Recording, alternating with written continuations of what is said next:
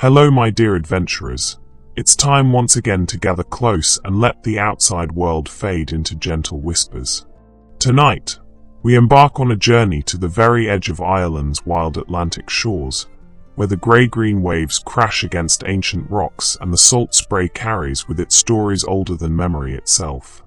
We're going to explore the realm of the Merrows, Ireland's own enchanting sea folk, creatures of beauty and mystery who dwell in the depths where mortal eyes seldom wander. Picture yourself standing on a windswept headland in County Kerry, or perhaps on the rugged coast of Clare, where the land meets the sea in a marriage of stone and spray. The air is thick with brine and the cries of gulls wheel overhead like living echoes. Below, the ocean heaves and sighs, its surface concealing depths beyond imagining.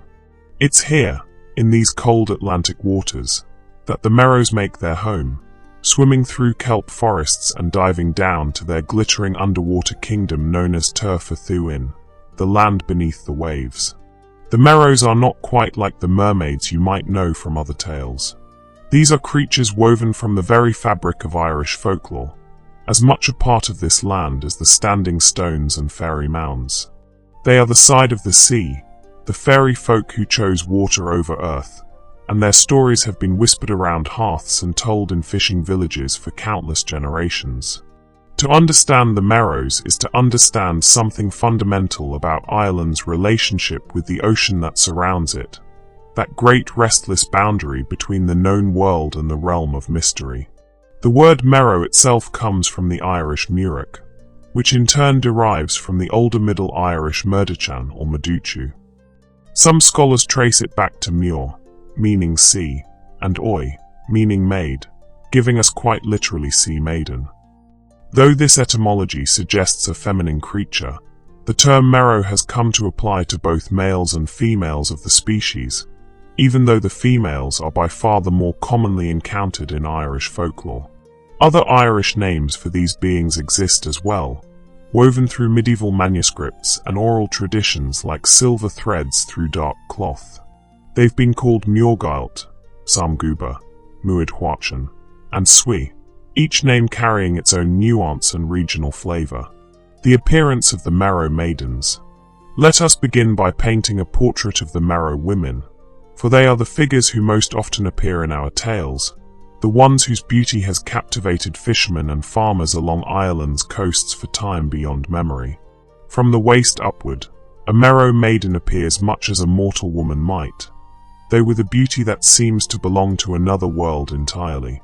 Her skin is pale, almost luminescent, as though she carries within her the soft glow of moonlight on water. But it's her hair that truly marks her as something otherworldly.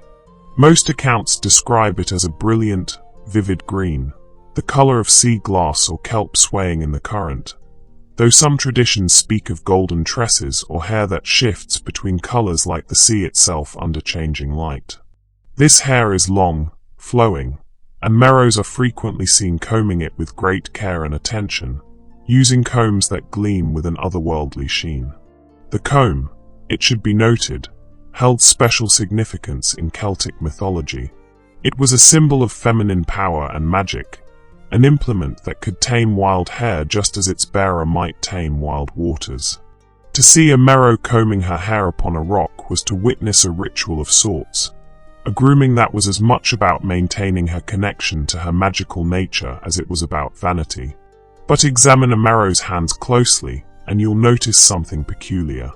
Between her fingers stretches a thin, delicate webbing, described in some accounts as white and translucent as the membrane between an egg and its shell. This webbing enables her to cut through water with grace and speed that no human swimmer could hope to match. Her feet, when she has them, are similarly webbed, broad and flat, perfectly adapted for life in the ocean's depths. From the waist downward, accounts vary somewhat depending on which county's tales you're hearing and which storyteller is doing the telling. The most common description, and the one that aligns her with mermaids across many cultures, gives her a fish's tail from the waist down, covered in shimmering scales of green and silver that catch the light like living jewels. The poet and folklorist John Hanlon, who devoted much attention to Irish supernatural beings, described this lower half as covered with greenish-tinted scales, evoking the image of something both beautiful and profoundly alien. Yet other traditions insist that Merrows don't have tails at all, but rather legs and feet that are merely webbed and adapted for swimming. These accounts speak of Merrows who could walk on land with only their webbed extremities and green hair to mark them as different from mortal women. There's even a most peculiar tradition, recorded by none other than W.B. Yeats himself, which claimed that when Merrows came to shore they transformed not into beautiful women, but into little hornless cows, which could be seen wandering the beaches. This bovine transformation seems strange to our modern ears, but it speaks to the shape-shifting nature attributed to many Irish fairy folk, their ability to take on forms that would allow them to move unnoticed through the mortal world. What all accounts agree upon is that Merrow maidens possess an otherworldly allure. Sailors and fishermen found them utterly irresistible, especially when glimpsed upon rocks combing their long hair, their voices raised in song, their forms seeming to embody all the wild beauty and terror of the sea itself. They were creatures of enchantment, and to look upon one was to risk losing your heart, your mind, and perhaps even your soul to the deep waters that were their true home. The fearsome Muireach fir, male Merrows. If the Merrow maidens were beautiful beyond mortal comparison, then the male Merrows, known in Irish as Muireach fir or sometimes Fear Mara meaning man of the sea, were their absolute opposite in appearance. The male of the species has not fared well in the telling of tales, and perhaps there's a reason why stories about them are far less common than those featuring their lovely female counterparts. Male Merrows were, by all accounts, hideously ugly. Imagine, if you will, a creature with a body covered in rough, emerald green scales, the texture like that of an ancient fish left too long in the sun. These scales coated limbs that were stunted and malformed, giving the creatures an appearance both pitiful and somewhat repulsive. Their faces bore features that seemed almost deliberately designed to inspire revulsion rather than attraction. Green teeth jutted from mouths set in flat faces bearing pig-like features. Their eyes were small, beady, and bloodshot, peering out from beneath brows heavy with some unnamed malevolence. Perhaps most distinctive was their nose, bulbous and bright red, a feature that several folklorists, including Thomas Crofton Croker and John O'Hanlon, attributed to the male Merrow's excessive fondness for brandy and other spirits. Picture one of these creatures emerging from the waves. He might have green, coarse hair plastered to his scalp, hanging in lank strands down a scaly back. Some accounts give him stubby legs on either side of a fish's tail, an awkward arrangement that must have made for ungainly swimming. His arms were described as fin-like, short and flap-like, adding to his overall grotesque appearance. There was nothing romantic or alluring about the Muireach fir. They were the sea's grotesques, nature's joke played upon an otherwise magical species. It's little wonder, then, that the female Merrows refused to take their own kind as mates, or so the stories tell us. Can you imagine it? These beautiful, enchanting creatures looking upon their male counterparts and finding only repulsion. The folklore suggests that this rejection drove many of the male Merrows to profound bitterness and loneliness. According to these traditions, they dwelt in isolation in the deepest, darkest parts of the ocean, nursing their resentment and directing their anger at the human sailors who passed overhead in their boats. And what did these bitter, lonely creatures do with their rage and sorrow? They became collectors of a most macabre sort. It was said that male Merrows captured the souls of drowned sailors, imprisoning them in cages beneath the sea. These soul cages, as they came to be known, were described as resembling lobster pots, wicker and wood constructions that held not flesh but spirit, trapping the essence of dead men in an eternal submarine limbo. The most famous account of this practice comes from a tale called The Soul Cages, which we'll explore in greater detail later. The story features a male Merrow named Coomara, whose name means sea hound, and who befriends a fisherman only to reveal his grim collection of captive souls. Whether Coomara and his kind kept these souls out of some twisted sense of mercy, seeking to give drowned sailors a dry place to rest, or whether it was an act of malice and revenge, remains ambiguous in the telling. Perhaps it was both. Perhaps these ugly, rejected creatures were so desperate for company that they sought to keep any souls they could find, even the souls of dead men, just to have something to talk to in the lonely depths. There are tantalizing mentions in old records of actual sightings of male Merrows. In 1936, in Renville, County Galway, two fishermen named Martin Heanue and Thomas Regan reported being approached by a bearded creature that grabbed at their curragh. One fisherman raised his oar to strike the creature, but his companion stopped him, for superstition held that any man who struck a Merrow with his oar would be dead within the year. Better to let the creature be, to allow it to sink back into the depths from whence it came, than to invite such a curse. The cohuleen druith, the magic red cap. Now we come to perhaps the most distinctive and important element of Merrow lore, an object that appears again and again in stories and has become inseparable from the Merrow's very identity. This is the cohuleen druith, the magical red cap that grants a Merrow the power to traverse between the realms of air and water, to descend into the crushing depths of the ocean and return safely to the surface, to exist in that liminal space between human and sea creature. The Irish name for this cap is cohuleen dryopter, which translates quite literally as little magic hood. The word breaks down beautifully. Cohuil means a cowl, hood, or hooded cloak. The diminutive suffix in makes it small or little, and draopt means magic or sorcery. So we have a little magic hood, though in its anglicized form it became cohuleen druith, and both names have been used interchangeably in folklore collections. But what did this cap actually look like? Here's where the tales diverge in interesting ways, each account adding its own layer of detail or interpretation. The most consistent element across all descriptions is the color, red. Not just any red, but a vivid, striking red, the color of fresh blood or poppies in full bloom. Some accounts describe it as a small red cap made from feathers, while others speak of it as a cloak or hood. In the famous tale The Lady of Gollerus, collected by Thomas Crofton Croker, it's described as a strange-looking thing like a cocked hat, suggesting a shape similar to the tricorn hats worn by gentlemen of the 18th century, or perhaps the montera worn by Spanish bullfighters. The confusion about feathers seems to have arisen from Croker's own words. He wrote that the Merrow's cap was like the feathered dresses of the ladies in stories from the Arabian Nights. Later folklorists, including W.B. Yeats, took this description somewhat too literally and began describing cohuleen druith as being covered with actual feathers. But what Croker likely meant was that the cap functioned in the same way as the feathered garments in Swan Maiden tales, where a supernatural creature can be held captive by taking away the magical clothing that enables transformation. The cap was a transformative object, a key that unlocked the ability to move between worlds, just as a swan's feathered cloak might enable her to fly.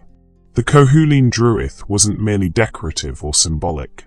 It held genuine power, at least within the logic of the folklore.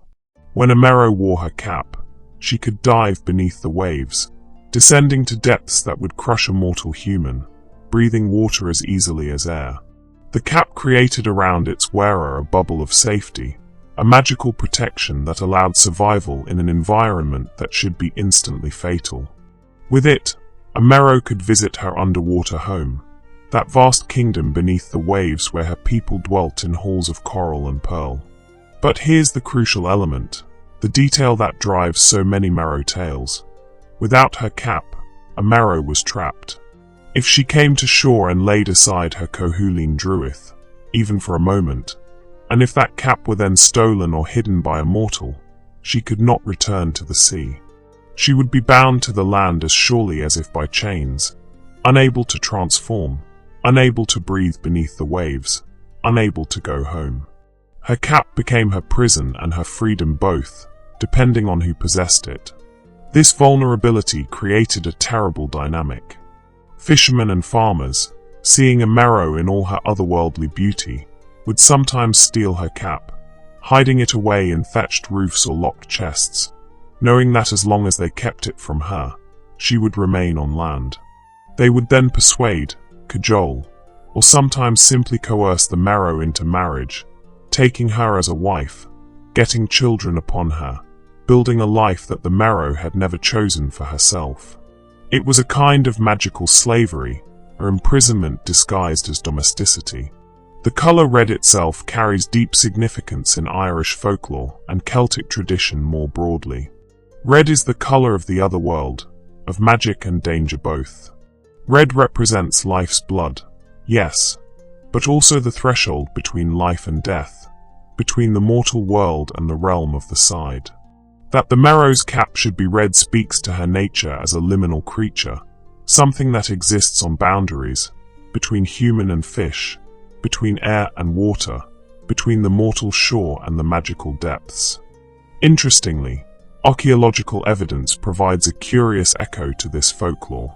On the Aran Islands, those windswept outcrops off Ireland's western coast, researchers have found lumps of red ochre in abandoned boathouses and bothes. This red pigment appears to have been used in protective rituals, painted on keels and talismans to ward off misfortune at sea. Some scholars have suggested parallels between this use of red pigment as maritime protection and the Merrow's red cap as a symbol of sea-based power and otherworldly protection.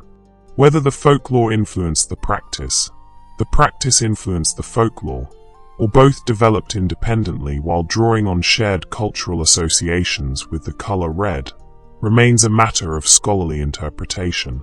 In some regions, particularly in northern waters, the folklore shifts slightly.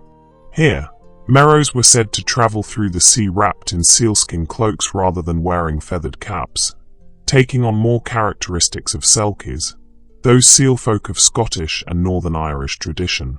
Like selkies, these northern Merrows would shed their skin to assume human form on land, and like selkies, they could be trapped in human shape if their skin was stolen. This blending of traditions shows how fluid folklore can be, how it adapts and changes as it moves from place to place, each region adding its own flavour while maintaining the essential story. For Thuinn, the land beneath the waves. Every magical creature needs a home, and for the Merrows, that home was neither entirely of the mortal world nor completely separate from it. They dwelt in a realm called for Thuinn, which translates as the land beneath the waves, a place that existed in the ocean's depths yet somehow remained separate from the cold, dark, crushing void that we mortals understand the deep sea to be. Imagine this underwater kingdom not as we might picture the ocean floor, all sand and rock and the bones of drowned sailors, but rather as a mirror of the land above. According to the tales, in for Thuinn, the Merrows had houses, halls, even castles, all constructed from materials of the sea. This suggests walls made of coral, roofs thatched with seashells, towers of pearl rising toward the surface far above. The tale of the soul cages gives us our most detailed glimpse of what storytellers imagined a Merrow dwelling to be, when the fisherman Jack Dougherty descends to visit his friend Coomara the merman. Jack describes arriving at a silver wall beneath the sea, and passing through it as if through a veil. He finds himself in a place that is inexplicably dry, despite being at the bottom of the ocean. There's fire in the hearth, somehow burning underwater, and the furniture, while crude, is functional. Outside, he can see the ocean overhead like a sky, with fishes swimming through it as birds might fly through air. Crabs and lobsters walk across the sand like livestock in a field, going about their business in this strange, inverted world. This description captures something essential about the Irish conception of the other world. for Thuinn isn't simply the ocean. It's not the same space that sailors traverse in their ships or that fish inhabit in their natural environment. Rather, it's a parallel realm that happens to be accessed through the sea, another world that exists alongside our own, separated by the thinnest of veils. One might pass within feet of a Merrows hall and never know it, for it exists in a frequency just beyond normal perception. The Merrows were considered part of the Side, the fairy folk of Ireland, though they had chosen water as their element rather than earth. Like their land-dwelling cousins who inhabited fairy mounds and raths, the Merrows possessed magic and existed in that eternal twilight state between the mortal and the divine. Thuinn could be thought of as the aquatic equivalent of Thuinn na Nog, that fabled land of youth and beauty where the Tuatha de Danann retreated after being conquered by mortal humans. But this otherworldly realm had a dark side as well. For in Thuinn, according to many tales, male Merrows kept their soul cages, those dreadful prisons where the spirits of drowned sailors languished, trapped between life and death, unable to move on to whatever afterlife might await them. The land beneath the waves was not merely a place of beauty and plenty. It could be a place of captivity and sorrow, a realm where human souls might be imprisoned for the amusement or companionship of embittered, lonely creatures. The relationship between the Merrows and humans was complicated by this geography of the other world. Merrows could visit our world easily enough, surfacing on rocks, swimming in the shallows, even coming ashore when they possessed their magical caps. And humans, with the right magic or the right circumstances, might visit Thuinn. But such visits always carried risk. The other world had different rules, different laws. Time moved strangely there. What felt like a day might be a year, or what felt like a year might be only an afternoon. And once you'd eaten the food of the other world, drunk its wine, tasted its hospitality, you might find yourself unable or unwilling to leave, bound by invisible chains of enchantment. The tale of the Lady of Gollerus. Now let me tell you the most famous of all Merrow tales, one that has been told and retold for generations, that encapsulates so much of what we understand about these creatures and their tragic relationship with the mortal world. This is the story of the Lady of Gollerus, first recorded by Thomas Crofton Croker in his collection Fairy Legends and Traditions of the South of Ireland, published in volumes between 1825 and 1828. While we can't be certain how much of this tale represents genuine oral tradition versus Croker's own literary shaping, it has become central to how we understand Merrow folklore. Our story begins in the Dingle Peninsula, that magnificent finger of land pointing west into the Atlantic in County Kerry. The tale, as Croker recorded it, features a fisherman named Dick Fitzgerald. Dick was, by the telling, a simple man, neither particularly clever nor particularly foolish, neither wealthy nor destitute. He lived a life measured by the tides and the seasons, by the daily rhythms of casting nets and mending boats. Each morning, he would rise with the sun and make his way to Smerwick Harbour, where the sea rolled in with its eternal patience. One morning, Dick arrived at the shore just at daybreak. Behind him, the sun was climbing up the slopes of Brandon Mountain, that great peak named for St. Brendan the Navigator, painting the dark waters with streaks of green and gold. The sea foam caught the light, glittering on the emerald waves. Dick sat down upon a rock, as was his habit, and lit his pipe, enjoying a quiet moment before beginning his day's work. As he sat there, smoke curling up from his pipe, he heard something that made him pause. It was a sound like singing, but unlike any human voice he'd ever heard. It was beautiful beyond description, pure and clear as crystal, carrying across the water with an otherworldly resonance. Dick's first instinct was to dismiss it as the wind or the cry of sea birds, but the sound persisted, and curiosity got the better of him. He rose and walked quietly along the shore, following the sound to its source. And there, just at the foot of a great rock that jutted from the sand, he saw her. She was combing her hair, which was the color of the seaweed, a deep, vivid green that shone with seawater. It fell in long waves down her back, and as she drew her comb through it, the salt water made it gleam like melted butter, or so Dick later described it to anyone who would listen. She was beautiful in a way that made Dick's heart skip and his breath catch. Her skin was pale as moonlight, her features perfect and strange. But Dick's attention quickly focused on something else. Lying on the strand beside her was a small red cap, enchanted and strange-looking, unlike anything a mortal person might wear. Dick, being a Kerry man and thus well-versed in folklore, knew immediately what he was looking at. This was a cohuleen druith, the magical cap of a Merrow, and if he could possess that cap, she would lose her power to return to the sea. Now, you might wonder what possessed Dick to do what he did next. Perhaps it was the beauty of the creature before him. Perhaps it was loneliness, for Dick lived alone and had no wife. Perhaps it was simply opportunity presenting itself and mortal greed seizing the moment. Whatever his motivation, Dick moved as silently as a cat stalking a mouse, creeping across the sand on careful feet, approaching the Merrow from behind while she sat distracted, lost in her song and her grooming.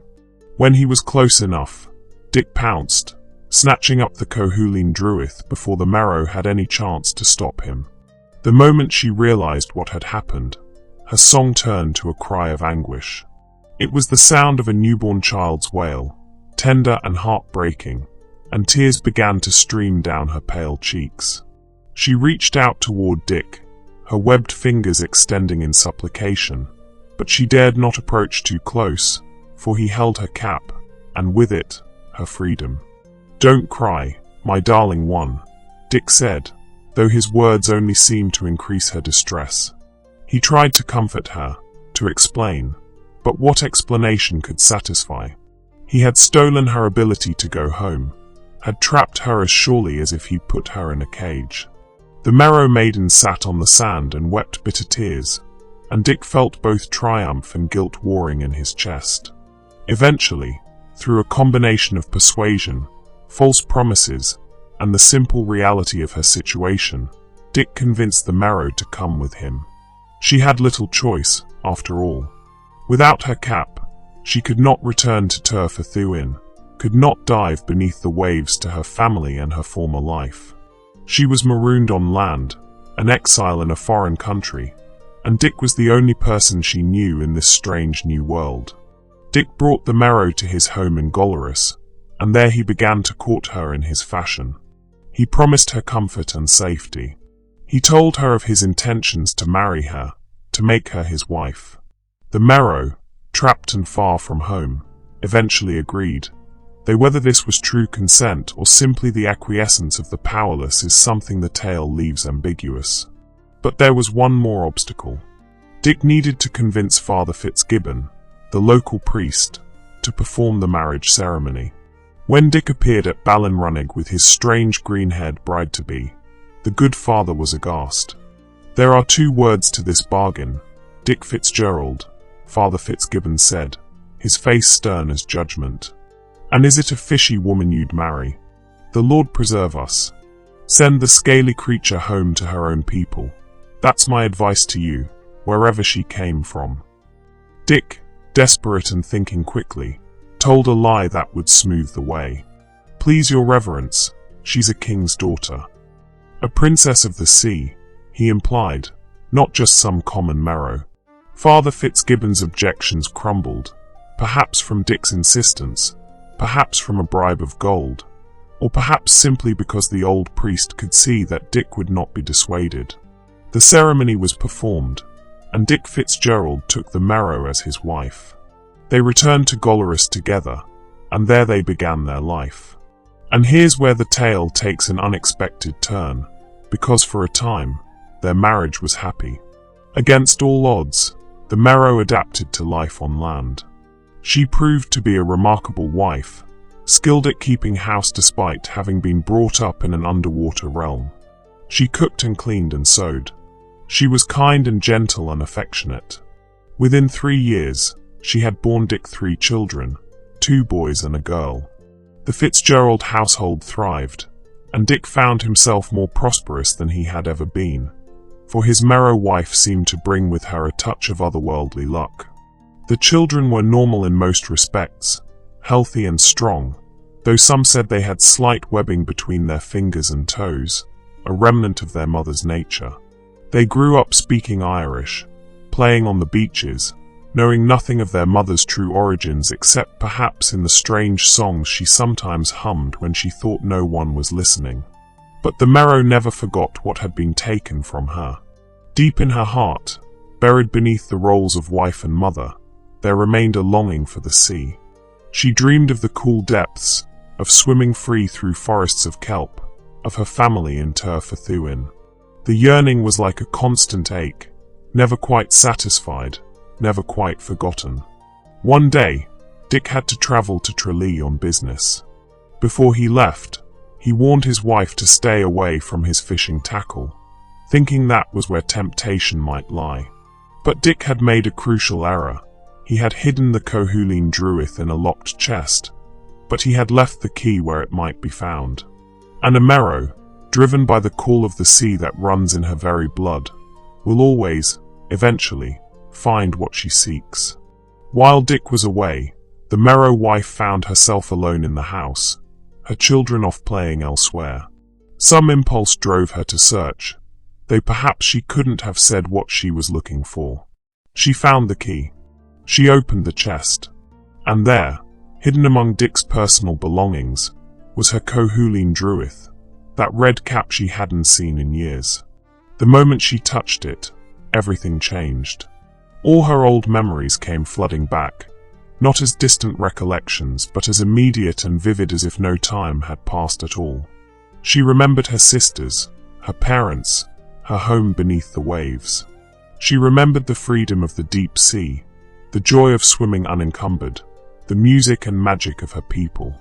And she understood, with sudden clarity, that she had been a prisoner all this time, however gilded her cage might have been. The Merrow kissed her sleeping children goodbye, each kiss a benediction and a farewell. She wrote no note, left no explanation, for what words could encompass the choice she was making. Then she walked from the house to the strand, that same beach where Dick had first stolen her freedom. She stood at the water's edge, the cohuleen druith in her hands, all her old feelings washing over her like the tide itself. Neighbors saw her go. They witnessed her walking into the waves, that strange red cap upon her head, and they knew what it meant. The Lady of Gollerus, as she would forever after be known, was returning to her true home. She vanished beneath the surface, and whether she returned to turf for Thuinn immediately or lingered in the shallows for a time, mourning the family she was leaving behind, no one can say for certain. Dick returned home to find his wife gone and his children motherless. He never married again. For the rest of his life, he harbored the belief that his Merrow wife would someday return, that her father the Sea King was keeping her beneath the waves by force, that she would come back to him if only she could. But we who hear this tale can read its truth more clearly. The Merrow chose the sea over the life she'd built on land, chose freedom over family, chose to be what she truly was rather than what Dick had forced her to become. The tale of the Lady of Gollerus is remembered throughout Kerry and beyond, held up as an example of many things. The dangers of stealing from the fairy folk, the impossibility of truly taming wild things, the tragedy of love that binds rather than liberates.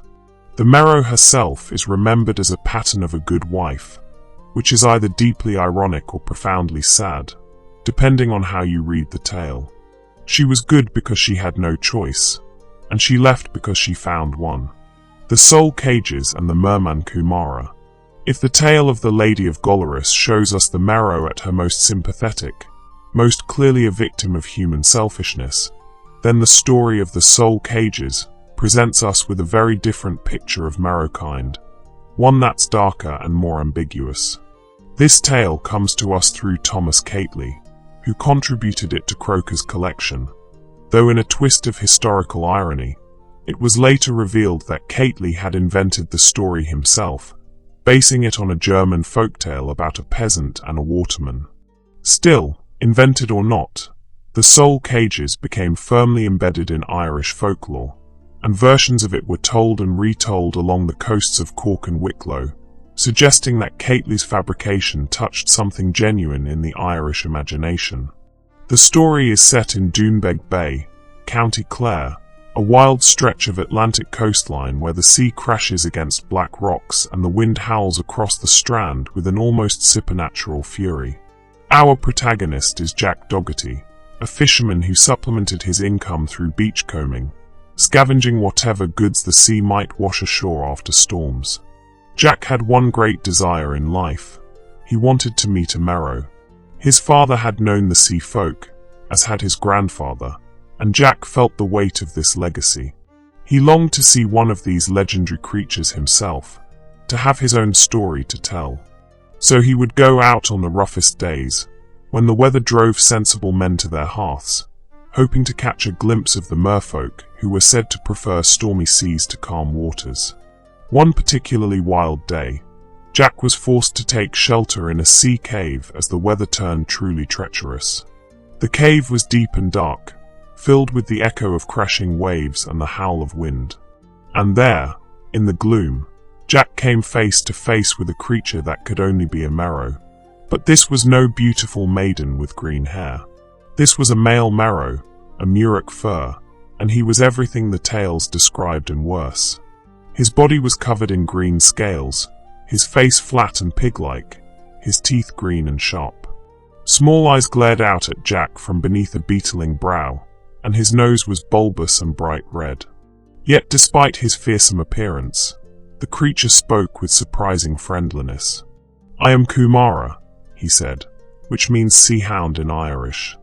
"And who might you be, coming into my cave uninvited?" Jack, finding his courage, introduced himself and explained that he'd been seeking to meet the merfolk all his life. Coomara seemed pleased by this, and a strange friendship began to form. The merman invited Jack to visit him again, suggesting they might become companions. A week later, Coomara appeared at Merrows Rock, a distinctive outcropping known to local fishermen, carrying not one but two cocked hats. These hats, Coomara explained, were cohuleen druith, magical caps that would allow even a human to survive beneath the waves. He offered one to Jack, inviting him to visit Coomara's home in the depths. Jack, overcome with curiosity and adventure, accepted. He grabbed hold of Coomara's scaly tail as the merman dove, and down they went, deeper and deeper, until they passed through what seemed like a silver barrier. Suddenly, impossibly, Jack found himself walking on dry ground at the bottom of the sea. Coomara's home was a humble shack, neat enough but furnished crudely. The merman was a gracious host, offering Jack a magnificent meal of seafood and providing the finest spirits from his collection, which he'd salvaged from shipwrecks over the years. They ate and drank and talked, and Jack found himself genuinely enjoying the company of this strange, ugly creature. But then Coomara showed Jack something that chilled the fisherman's blood. In a back room were dozens of wicker cages, each one shaped like a lobster pot, and inside each cage was something that glimmered and whispered. These, Coomara explained with an odd sort of pride, were the souls of drowned sailors. He had collected them, rescuing them from the cold water, giving them a dry place to rest in his home. Jack was horrified. Whether Coomara's intentions were benevolent or malevolent was unclear. Perhaps the merman genuinely believed he was doing these souls a kindness, keeping them company, giving them shelter. Perhaps he was simply lonely, desperate for companions in the vast emptiness of the ocean depths. Or perhaps this was a form of revenge, a way of striking back at the human world that had created his ugly face and ensured he would never know love or acceptance. Regardless of Coomara's motivations, Jack knew he had to free those trapped souls. He devised a plan. He invited Coomara to visit him on land, ostensibly to return the merman's hospitality. Coomara agreed, delighted to have a friend. Jack prepared a feast and, most importantly, laid in a supply of the strongest alcohol he could find, including a powerful poteen he'd obtained from his brother-in-law. When Coomara arrived, Jack plied him with drink after drink, while carefully watering down his own portions. The merman, with his red nose and fondness for spirits, was susceptible to drink, and eventually he fell into a deep, drunken sleep on Jack's floor. The moment Coomara began to snore, Jack sprang into action. He grabbed the cocked hat from the sleeping merman's head and ran for the sea. Using the magical cap, he descended once more to Coomara's underwater home. This time, he moved quickly, finding the soul cages and opening them one by one.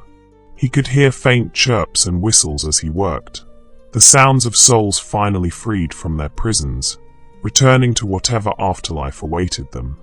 Jack repeated this process several times over the following weeks, always getting Coomara drunk, always stealing down to free more souls while the merman slept. Coomara never seemed to notice that his collection was dwindling. Perhaps he was too drunk to keep accurate count, or perhaps he didn't want to acknowledge that his friend was betraying him. But one day, Coomara stopped appearing when Jack cast the signal stone into the water. Jack threw the rock again and again, but the merman never surfaced. Whether Coomara had finally realized what Jack was doing, whether he'd been offended by the repeated deception, or whether something more sinister had befallen him, the tale doesn't say. Jack never saw his strange friend again, and the soul cages presumably remained empty ever after. This story, even though we now know it was invented rather than collected from oral tradition, speaks to deep anxieties about the sea and death. The ocean had claimed countless lives throughout Ireland's history, drowning fishermen and sailors, swallowing ships whole. The idea that these drowned souls might be trapped underwater, unable to move on to heaven or wherever the dead were meant to go, was genuinely terrifying. Coomara's soul cages gave form to this fear, creating a physical prison for spiritual essence. The tale also complicates our understanding of male Merrows. Coomara is not simply a villain. He's a tragic figure in his own right, lonely and ugly, seeking friendship where he can find it, perhaps not fully understanding the horror of what he's doing.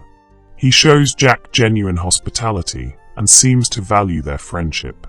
When Jack betrays him, repeatedly stealing into his home to undo his work, we might even feel a twinge of sympathy for the merman. After all, from Coomara's perspective, he was just trying to be kind, and his only friend was secretly working against him. Merrows as omens and their powers. While the romantic tales of captured Merrows and soul-collecting mermen are the most famous stories, there's another crucial aspect of Merrow lore that we must explore: their role as harbingers and their supernatural powers beyond mere shape-shifting. Throughout Ireland's coastal communities, Merrows were regarded with a complex mixture of fascination and dread. Yes, they were beautiful. Yes, they could be benevolent. But they were also dangerous, unpredictable, and their very presence carried meaning that wise fishermen learned to read like augury. To see a Merrow, particularly a female Merrow, was considered an omen of coming storms. If fishermen spotted one of these creatures sitting on a rock or swimming near the shore, they would often turn their boats back to harbour immediately, knowing that fierce weather was approaching. The Merrows seemed to have an intimate connection with the sea's moods, able to sense or perhaps even influence the coming of gales and tempests. They would appear before the storm struck, like warnings written in flesh rather than in clouds or wind direction. This connection to weather extended beyond mere prediction. Some tales attributed to Merrows the actual power to manipulate weather conditions, particularly to raise storms and rough seas. Whether they did this deliberately, perhaps to punish or test humans, or whether their very presence somehow disturbed the natural order enough to create storms, varied from tale to tale. The belief in this power speaks to how coastal communities understood Merrows as beings intimately connected to the sea's moods and forces. These sea fairies were also connected to death in more direct ways than Coomara's soul cages would suggest. Like the Banshee, that other famous Irish supernatural being, Merrows could appear as harbingers of death, though in their case it was specifically death by drowning. Fishermen and sailors claimed to see Merrows before fatal accidents at sea, the creature's appearances serving as warnings that went unheeded or couldn't be avoided.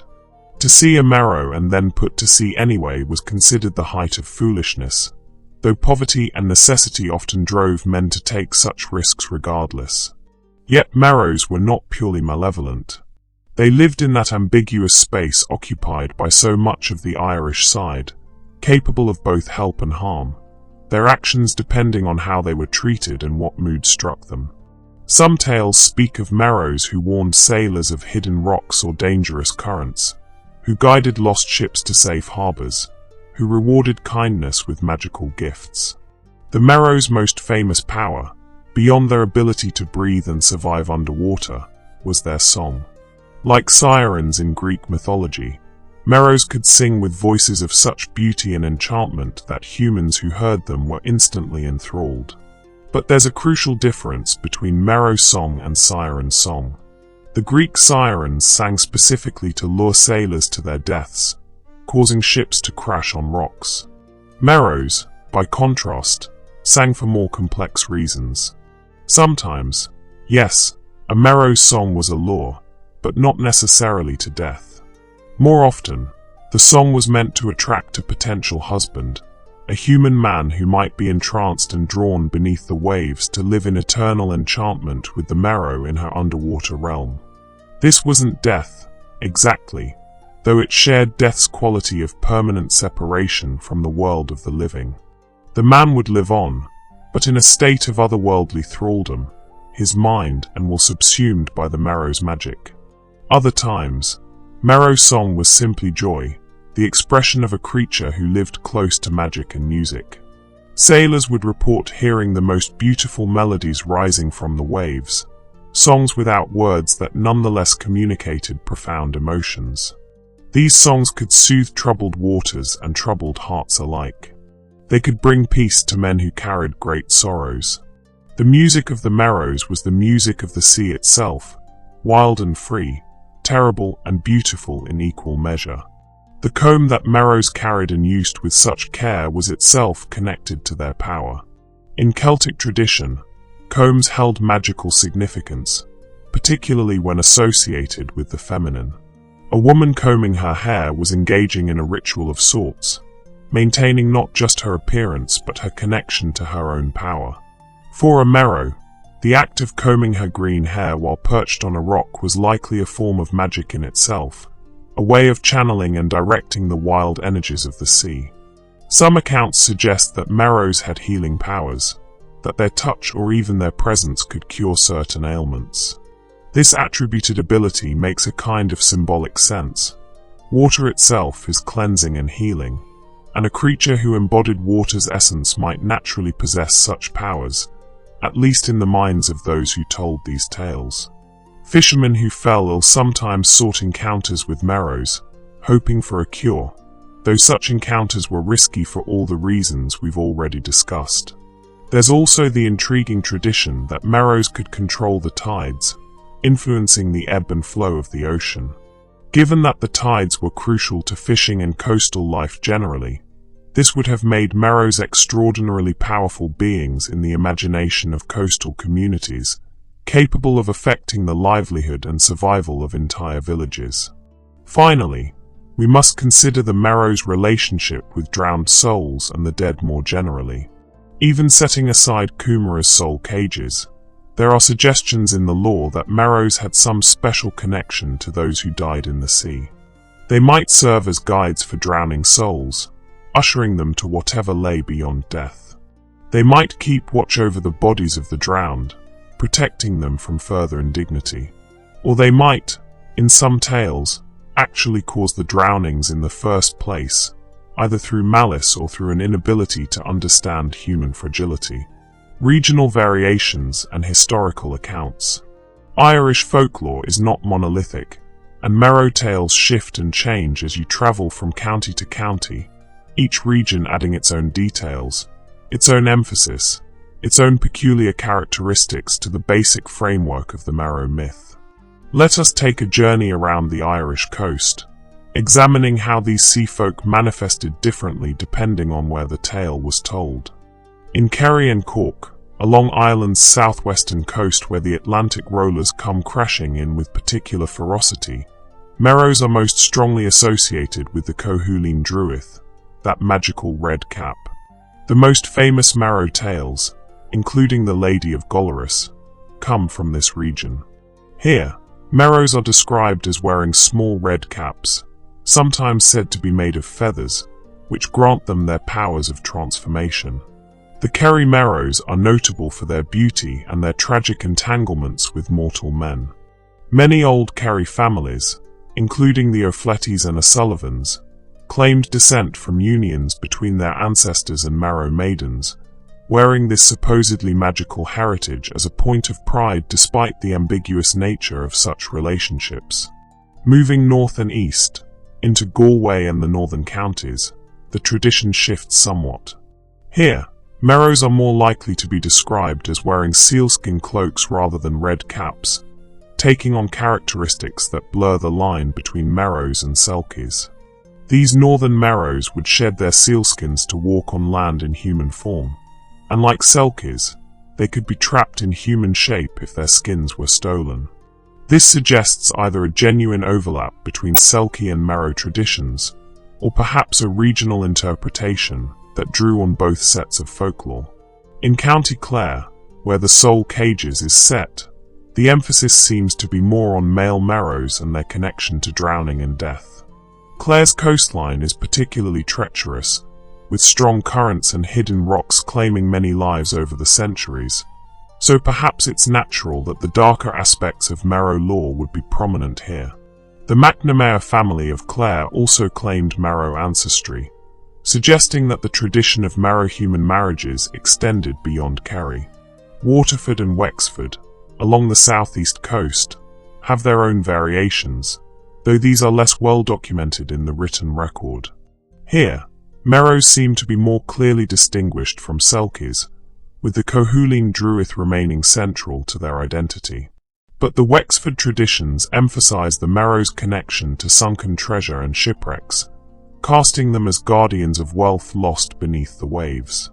Now, it's worth noting some of the historical accounts and reported sightings that add a layer of fascinating ambiguity to what we might otherwise dismiss as pure fantasy.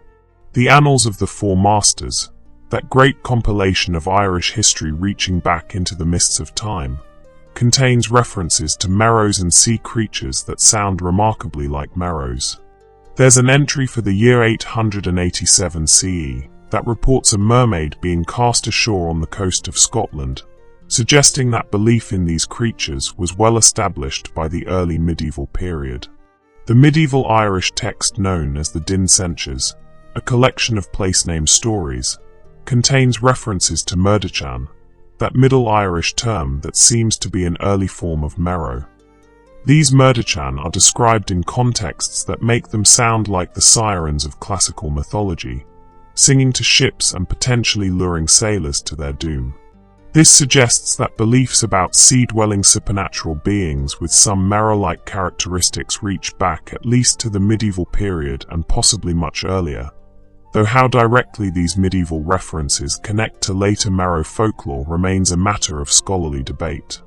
One particularly intriguing legend comes from Kilwan Abbey in County Clare. According to this tale, a Merrow swam up from the sea into a lake, making her way into the abbey's crypts to steal wine from the cellars. She was caught and killed, but before she died, she dragged herself back to the lake. The legend claims that every 40 years, the water of this lake turns red with her blood, a recurring memorial to the injustice done to her. Now, the lake does contain red clay that can give the water a reddish tinge under certain conditions, providing a natural explanation for this phenomenon. But the legend endures, a reminder of the Merrow's connection to both water and the color red, and a suggestion that even in death, Merrows maintain their power. Moving into more modern times, we have some fascinating reported sightings. In 1936, in Renville, County Galway, two fishermen named Martin Heanue and Thomas Regan reported an encounter with a bearded male Merrow who approached their curragh, a traditional Irish boat, and grabbed at it. One fisherman raised his oar to strike the creature, but his companion stopped him, knowing that according to superstition, striking a Merrow with an oar meant death within the year. This account is particularly interesting because it involves two witnesses and occurred in relatively recent history, within living memory of people who were still alive in the late 20th century. In the 1960s, there were reported sightings of Merrow women at Kilkenny Point in Kerry. These sightings were taken seriously enough by locals to be recorded and discussed, though skeptics would note that the 1960s also saw a resurgence of interest in Irish folklore and traditional culture, which might have influenced what people thought they were seeing or what they chose to report. These modern sightings raise interesting questions. Are they genuine encounters with something unknown? Are they misidentifications of seals, dolphins, or other marine animals? Are they the products of wishful thinking, of people wanting to connect with the magical heritage of their land? Or are they something stranger still, perhaps the persistence of a tradition so strong that it shapes perception itself, causing people to interpret ambiguous sightings through the lens of folklore they've known since childhood? It's worth noting the connection drawn in some traditions between Merrows and the Fomorians, those ancient, often malevolent beings from Irish mythology who were associated with chaos and the sea. According to these accounts, even the mighty Fomorians, despite their divine or semi-divine status, were not immune to the charms of Merrow maidens. This tradition suggests that Merrows occupied a unique space in the Irish supernatural hierarchy, beings powerful enough to attract the attention of gods or godlike entities, yet also connected enough to humans to form relationships with mortal men. Music, song, and the Merrows' enchanting voice. We've touched on the Merrows' song several times already, but this aspect of their nature deserves deeper exploration, for music is not merely an attribute of Merrows but something essential to their very being. The Merrows' voice is their power and their curse, their gift and their trap. Imagine standing on a clifftop at twilight, that magical hour when day transitions to night and the boundary between worlds grows thin. Below, the sea stretches out dark and vast, its surface catching the last light of the setting sun. And then you hear it, a voice rising from the waves, wordless but full of meaning, beautiful beyond any human singer you've ever heard. The sound seems to bypass your ears entirely and lodge directly in your heart, stirring emotions you didn't know you could feel. This is the song of a Merrow. But what makes the Merrows' song different from that of the Greek sirens? Both are beautiful, both can enchant, but their purposes diverge significantly. The sirens sang specifically to lure sailors to shipwreck and death, their beauty a weapon, their song a trap with only one outcome. The Merrows, by contrast, sang for more varied and complex reasons. Sometimes a Merrow sang simply because she was a creature of music, because song was as natural to her as swimming, because the sea itself is a kind of music, rhythm and melody combined in the endless iteration of waves. These songs were not meant to lure or harm. They were expressions of joy, of connection to the natural world, of the pure pleasure of sound and beauty. A fisherman might hear such a song and find himself moved to tears, his heart open to emotions he typically kept locked away, but he would not be compelled to throw himself into the sea or crash his boat on the rocks. Other times, a Merrow sang with purpose, using her voice to attract the attention of a mortal man she found appealing. This was seduction, yes, but seduction of a particular kind. The Merrow was not seeking to destroy the man but to draw him into her world, to make him her companion, her lover, perhaps even her husband. The song in this case was an invitation, an offer of something beyond the ordinary mortal existence. The man who followed such a song might find himself living beneath the waves in a state of enchanted contentment, his former life forgotten, his days spent in the eternal twilight of turf for Thuinn. From a human perspective, this looks like captivity, like a kind of magical slavery. But from the Merrow's perspective, she was simply courting, using the tools at her disposal to attract a mate. And sometimes, yes, a Merrow's song could be a weapon or a curse, particularly if the Merrow had been wronged. A Merrow whose cap had been stolen, who had been forced into marriage against her will, who had suffered at human hands, might use her voice to exact revenge. She might sing sailors to their doom, lead ships onto rocks, cause men to leap into the sea to drown. The beautiful voice would become terrible in its beauty, a force of nature channeling all the ocean's fury into sound. The act of combing one's hair while singing was particularly significant. We've mentioned the comb already as a magical object, but when combined with song, it became doubly powerful. Picture a Merrow on her rock, her green hair flowing in the breeze, her comb passing through it in long, rhythmic strokes, her voice raised in melody that seems to emanate from both her throat and the sea itself. This is a ritual, a working of magic, a way of weaving together the different strands of her power. Hair has always held magical significance in Celtic tradition, seen as containing a person's strength and essence. For a Merrow to comb her hair while singing is to literally order and direct her power, making herself a channel for the magic of the sea. Music heard from beneath the waves was common enough in Irish coastal lore that it became almost unremarkable, just another strange aspect of living by the sea. Fishermen would report hearing melodies rising from the depths, sometimes sounding like instrumental music, sometimes like voices singing in harmony. Whether these sounds were actually Merrows or had some other explanation, such as acoustic phenomena related to underwater currents or geological features, becomes almost irrelevant. What matters is that people believed they were hearing the music of the Merrows, and this belief shaped their understanding of the sea as a place not just of physical danger, but of enchantment and mystery. The Merrows song stands in interesting contrast to the cry of the banshee, that other famous Irish voice. The banshee wails to announce death, her voice a warning and a lament. The Merrows song is ambiguous, potentially heralding many different outcomes depending on context and intent. Both are voices of the other world, feminine sounds that carry power beyond the merely physical. Both remind us that in Irish tradition, sound itself can be magical, that words and music are not separate from reality but actively shape it. Merrows in medieval and ancient texts. While Thomas Crofton Croker and his contemporaries in the 19th century certainly popularized and codified Merrow lore, it's crucial to understand that these beliefs were not inventions of the Victorian era, but had roots reaching deep into Irish history. The Merrows, or creatures very like them, appear in medieval manuscripts, in ancient annals, in texts that predate Christianity in Ireland.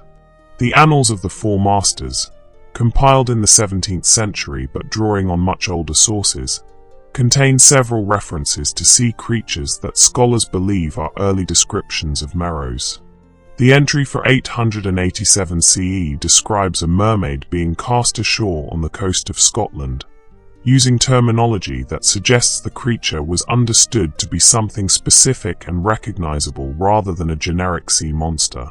The Din Censures, or Lore of Places, is a collection of prose and verse texts dating from the medieval period that explain the origins and meaning of place names throughout Ireland. Within these texts appear references to Murdachan, a Middle Irish term that linguists have connected to the later word Merrow. These Murdachan are described in passages that make them sound remarkably similar to the classical sirens, singing to ships and affecting sailors who heard their voices.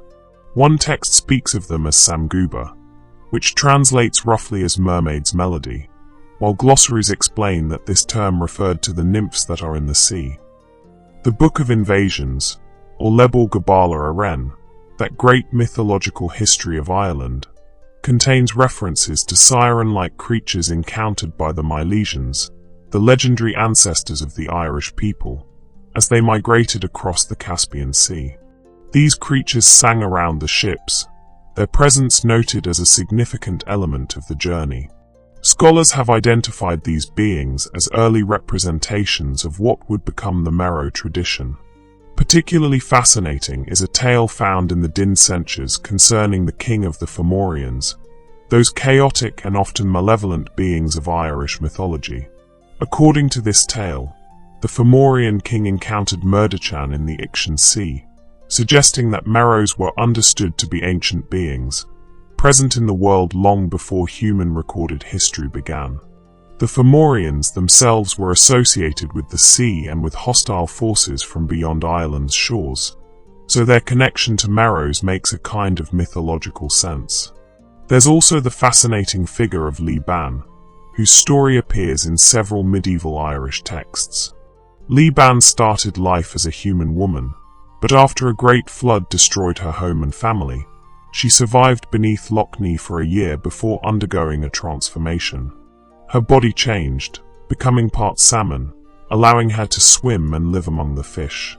Eventually, monks caught her in their nets in the River Larne in 558 CE, according to the Annals. She was baptized and given the name Muirgen, which means born of the sea. This tale suggests a belief in transformation between human and sea creature that predates any written account of Merrows, indicating that the basic concept was deeply embedded in Irish tradition. The term swi appears in various medieval texts as another word for mermaids or sea nymphs. What's particularly interesting about this terminology is its variety. The Irish had multiple words for these creatures, each carrying slightly different connotations, suggesting that the concept was complex and multifaceted rather than simple or uniform. When Christianity arrived in Ireland, it didn't simply erase these older beliefs, but often absorbed or reinterpreted them. Saint Patrick himself was said to have encountered various supernatural beings during his mission to convert the Irish, and later hagiographies mention sea creatures among the wonders witnessed or confronted by Irish saints.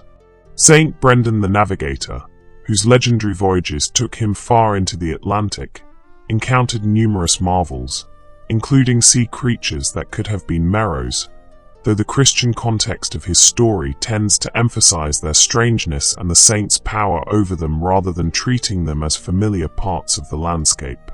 Archaeological evidence, while it cannot prove the existence of Merrows themselves, does suggest that coastal communities engaged in practices that might be related to Merrow lore. Excavations along Ireland's western seaboard have uncovered evidence of votive practices, offerings deliberately placed in tidal caves and coastal features. At Dooneen Cave in County Kerry, archaeologists found 17th and 18th century clay pipes, coins, and ceramics placed in tidal recesses. These have been interpreted as offerings to marine spirits, which could potentially have included Merrows, intended to ensure safe fishing and favorable weather. Such findings show that coastal communities did practice rituals aimed at appeasing or honoring sea-related supernatural forces. On the Aran Islands, researchers have found lumps of red ochre in abandoned boathouses, the pigment apparently used in protective rituals. Red ochre was painted on keels and talismans to ward off misfortune at sea. The connection between this red pigment and the Merrows red cap is tantalizing. Was the use of red in maritime protection influenced by Merrow lore, or did the Merrows association with the color red stem from earlier, perhaps pre-Christian, practices involving red pigment as magical protection? Medieval church carvings also provide intriguing evidence. At Clontasket Abbey in County Galway, a 15th century carving above the west doorway depicts a mermaid-like figure holding a mirror, a common symbol in European mermaid iconography. This carving, on a Christian building, suggests that the church was not entirely hostile to such imagery, that there was room for these older beliefs to persist alongside newer religious frameworks. The persistence of Merrow beliefs through the medieval period, through the conquest and colonization of Ireland, through the Great Famine and mass emigration, speaks to their deep roots in Irish culture. These were not merely entertaining stories, but part of how Irish people understood their relationship with the sea, that vast and dangerous element that surrounded their island, providing sustenance but demanding respect and claiming countless lives. Modern interpretations and cultural legacy. The story of how Merrow folklore came to be documented and disseminated in its modern form is itself fascinating, involving literary figures, folklorists, and the complex process by which oral traditions become fixed in written form. Thomas Crofton Croker stands at the centre of this story. Born in Cork in 1798, Croker developed a passionate interest in Irish folklore and antiquities. He travelled throughout the south of Ireland, collecting stories from peasants and storytellers, recording traditions that might otherwise have been lost as Ireland underwent rapid social and economic change in the wake of the Act of Union. His Fairy Legends and Traditions of the South of Ireland, published between 1825 and 1828, became enormously influential. But Croker's work was not simple collection. He was also a literary man, and he shaped and polished the stories he gathered, sometimes inventing details, sometimes merging different traditions, creating narratives that read well on the page even if they weren't perfectly authentic to how the tales were told around Irish hearths. This kind of creative intervention was common among 19th century folklorists, who often saw themselves as rescuing dying traditions by preserving them in literary form, even if that preservation changed the traditions in the process. Croker's volumes on Irish fairy legends were almost immediately translated into German by Wilhelm and Jacob Grimm. Yes, those brothers Grimm, who saw in Irish folklore something kindred to the German traditions they were themselves collecting. This translation brought Irish fairy tales to a much wider European audience and established the Merrow as a figure of international folklore rather than purely local interest. W.B. Yeats, the great Irish poet, drew heavily on Croker's work when compiling his own collection, Fairy and Folk Tales of the Irish Peasantry, published in 1888. Yeats included Merrow stories, including the soul cages, apparently accepting them as authentic even though Thomas Cately had by then admitted that he'd invented that particular tale. Yeats's immense prestige as a literary figure further cemented the Merrow's place in the Irish cultural imagination. John O'Hanlon, Catholic priest and prolific writer on Irish folklore and hagiography, also contributed to Merrow lore. His work emphasized certain aspects of the tradition, particularly the connection between Merrows and selkies, suggesting that Merrows could shed their skins like the seal folk of Scottish tradition. Whether this represented a genuine regional variation or a Hanlon's own interpretation remains unclear, but his writings influenced how later people understood these creatures. The Merrow has taken on new meanings in more recent times. In contemporary Irish literature and popular culture, Merrows often appear as symbols of Ireland's complex relationship with its own past, representing tradition and modernity, captivity and freedom, the known and the mysterious. Writers have used Merrow characters to explore themes of identity, exile, transformation, and the tensions between different ways of life.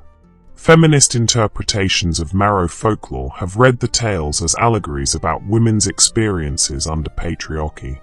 The Merrow trapped on land by the theft of her cap becomes an every woman, forced into a role she never chose, making the best of captivity while never forgetting her true nature. Her eventual escape back to the sea becomes an act of liberation, a rejection of domesticity and the assertion of autonomy. The fact that she must leave her children behind adds tragic complexity to this reading, forcing consideration of the costs of freedom and the impossible choices women sometimes face. Environmental interpretations see the Merrow as an embodiment of the sea itself, a reminder of nature's power and the need to respect forces beyond human control. In an era of climate change and rising seas, the Merrow becomes a warning, a messenger telling us that the ocean will not be contained or controlled, that attempts to capture or domesticate wild things inevitably end in failure or tragedy.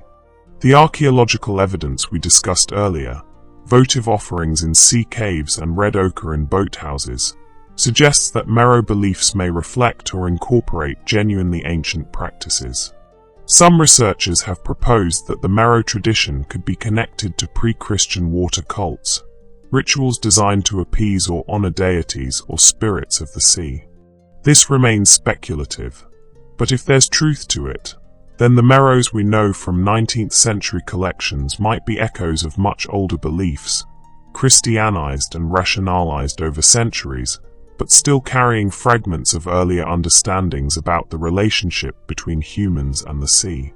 Interestingly, DNA studies of Irish populations, particularly along the coast, have revealed that many Irish people do indeed have ancient ancestry connecting them to early maritime peoples who lived along Europe's Atlantic coastlines for thousands of years. While this obviously doesn't validate claims of literal Merrow ancestry, it does suggest that coastal Irish communities have very deep roots, that their connection to the sea extends back thousands of years. The old families who claimed Merrow ancestors might have been expressing, in mythological terms, a genuine sense of being sea people, of having origins bound up with the ocean itself, a poetic truth if not a literal one.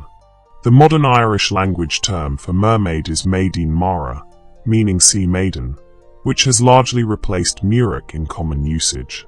But Merrow persists in English as the specifically Irish term, recognized as distinct from generic mermaids. This linguistic persistence reflects the Merrows' continuing hold on Irish cultural imagination. In recent decades, there's been a resurgence of interest in Irish mythology and folklore more generally, part of a broader movement to reclaim and celebrate Irish cultural identity. The Merrow has benefited from this renewed attention, appearing in novels, plays, artworks, and even tourism materials. Coastal communities that once might have downplayed their supernatural associations now sometimes embrace them, recognizing the cultural and economic value of their folklore heritage. The enduring mystery of the Merrows. As we near the end of our journey into the depths of Merrow lore, it's worth reflecting on what these creatures mean, not just historically but now, in our own time. The Merrows were never just stories to scare children or entertain adults around the fire, though they served those functions too. They were and are a way of understanding something fundamental about human experience and about Ireland's particular relationship with the sea that surrounds it. The Merrow embodies transformation and liminality, existing on boundaries between human and animal, land and sea, mortal and magical. In Irish tradition, such boundary creatures are particularly powerful and particularly dangerous. They don't fit neatly into categories, and things that resist categorization often inspire both fascination and fear. The tales of Merrows captured on land, forced into human marriages, speak to anxieties about captivity and freedom that transcend any particular time or place. The Merrow who escapes, who finds her stolen cap and returns to the sea, enacts a universal fantasy of liberation, the breaking of chains we never asked to wear. That she must leave her children behind makes the story tragic rather than simply triumphant, acknowledging that freedom often comes at great cost, that our choices have consequences that ripple out to affect others. The male Merrows, ugly and bitter, collecting the souls of drowned sailors, embody different anxieties, about loneliness, about rejection, about death in the cold sea. They remind us that not all supernatural beings are beautiful or benevolent, that the other world contains ugliness and malevolence alongside wonder and enchantment. The Merrow's song, beautiful and dangerous, speaks to the power of art and beauty itself, how it can move us, change us, sometimes against our will or better judgment. The distinction between the Merrow's song and the sirens' song, between invitation and destruction, suggests a more nuanced understanding of how beauty operates in the world. What's perhaps most interesting about Merrow lore is how it presents the sea itself. The ocean in these tales is not merely a physical space but a realm of its own, turf for Thuinn, as complete and real as the land, with its own inhabitants, its own rules, its own magic. The boundary between land and sea becomes more than geographic. It's existential, philosophical, representing the division between the known and the unknown, the safe and the dangerous, the human and the other. Ireland's relationship with the sea has always been complex. The ocean provided food and connection to the wider world, trade routes and opportunities. But it also brought invasion and colonization, storms and drowning, exile and emigration. The sea took as much as it gave, perhaps more. To live on an island is to be always aware of the sea, to have it define your boundaries and your possibilities. The Merrows, dwelling in that sea, partaking of both human and alien natures, perfectly capture this ambivalent relationship. In our modern world, with its GPS navigation and weather satellites, with its scientific understanding of ocean currents and marine biology, we might be tempted to dismiss Merrow tales as quaint superstitions, interesting from a cultural or historical perspective but no longer relevant. But I would suggest that the Merrows have not lost their power. They still speak to something true about being human, about living with mystery and uncertainty, about respecting forces beyond our control. The fishermen of Kerry and Clare may no longer literally believe that a beautiful woman with green hair and a red cap might emerge from the waves to enchant them. But they still know the sea is dangerous and unpredictable, still feel the weight of all the lives it has claimed, still experience moments when the familiar becomes strange and the boundary between ordinary and extraordinary seems almost permeable. In those moments, the Merrows feel real again, not as physical beings perhaps, but as a way of naming something that defies easier explanation. The Merrows remind us that Ireland's folklore is not dead history but living tradition, constantly being reinterpreted and reimagined, finding new meanings for new times while maintaining connections to ancient roots. They remind us that the human imagination has always peopled mysterious places with mysterious beings, that we create stories to help us understand what we cannot fully know. As I stand now on this windswept shore, as the sun sets over the western sea, turning the waves to gold and crimson, as the gulls cry and wheel overhead, I can almost imagine I hear it, a voice rising from the deep, beautiful and terrible, singing a song without words, a melody that speaks of depths beyond sounding and secrets the sea will never reveal. Is it real? Does it matter? The Merrows swim on in our stories and our dreams, green-haired and red-capped, forever combing their hair on rocks that may no longer exist, forever singing their enchanting songs, forever reminding us that the world contains more mystery than we can ever hope to understand or explain. So the next time you find yourself on an Irish shore, when the light is fading and the sea is restless, listen carefully. You might hear something rising from the waves, something beautiful and strange. And if you do, remember the Merrows, remember their stories, remember that the sea does not belong to us and never did. We are visitors in their realm, tolerated perhaps but never truly welcome, and we should treat their domain with the respect it deserves.